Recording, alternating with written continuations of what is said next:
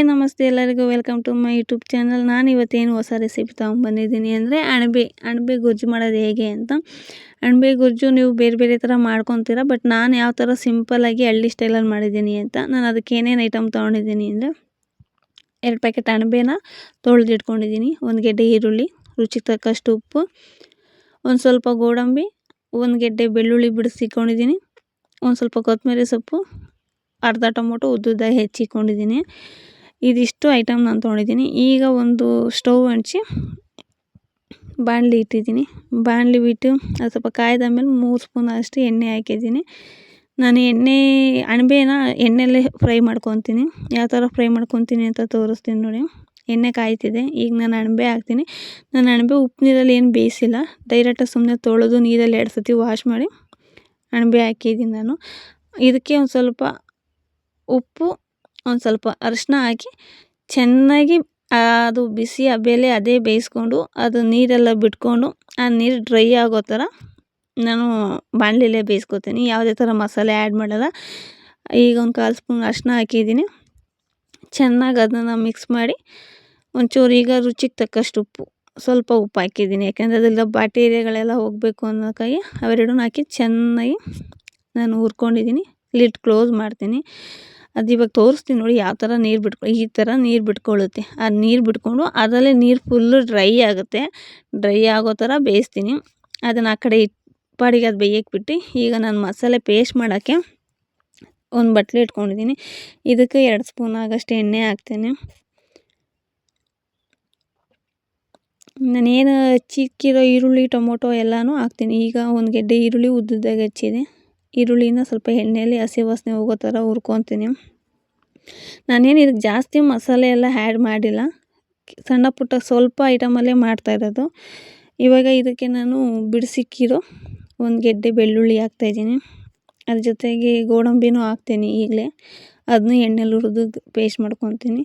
ಅರ್ಧ ಟೊಮೊಟೊ ಏನು ಸಣ್ಣ ಉದ್ದುದ್ದಕ್ಕೆ ಹಚ್ಚಿಕ್ಕಿದ್ನ, ಅರ್ಧ ಟೊಮೊಟೊ ಅಷ್ಟೇ ಹಾಕಿರೋದು ನಾನು. ಇನ್ನು ಅರ್ಧ ಟೊಮೊಟೊ ನೆಕ್ಸ್ಟ್ ಇದಕ್ಕೆ ಹಾಕ್ತೀನಿ ಒಗ್ಗರಣೆಗೆ.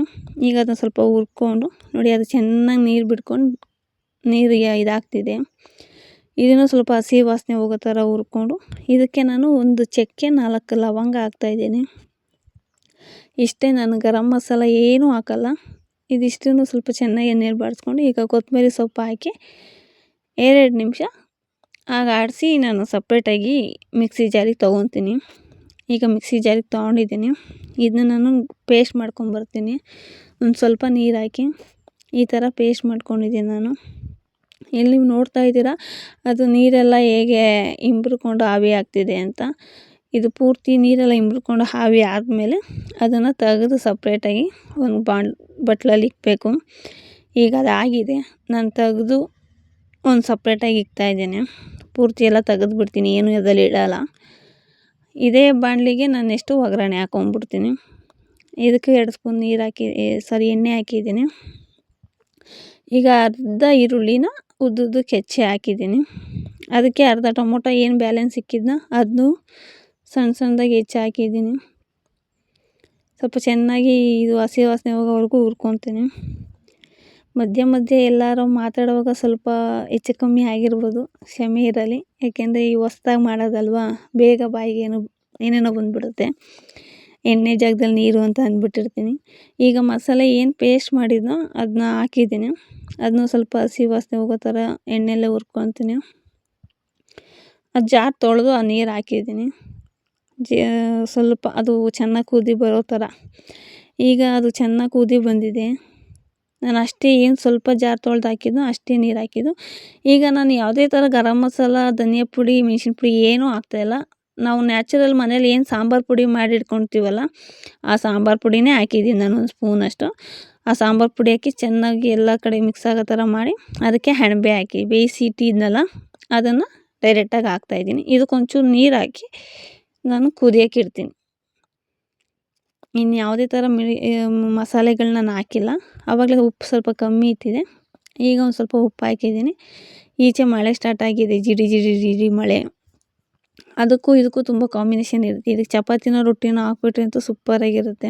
ಇಲ್ಲ ಮುದ್ದೆ ಮಾಡಿದ್ರು ಇನ್ನೂ ಚೆನ್ನಾಗಿರುತ್ತೆ. ಇದು ಚೆನ್ನಾಗಿ ಕುದಿ ಬರ್ತಿದೆ. ಒಂದೆರಡು ನಿಮಿಷ ಲಿಡ್ ಕ್ಲೋಸ್ ಮಾಡ್ತೀನಿ.